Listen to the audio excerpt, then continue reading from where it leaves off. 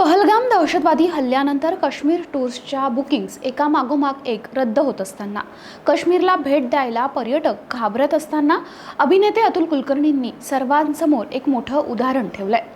हल्ल्याच्या 5 दिवसांनंतर ते खुद्द काश्मीर आणि पहलगामला फिरायला गेलेत। हिंदुस्तान की ये जागीर है, डर से हिम्मत भारी है।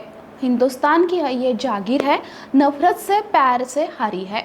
चलिए कश्मीर चले, हिंदू झेलम के किनारे चले, मैं आया हूँ आप भी आइए असं आवाहन त्यांनी सोशल मीडियाद्वारे केलंय।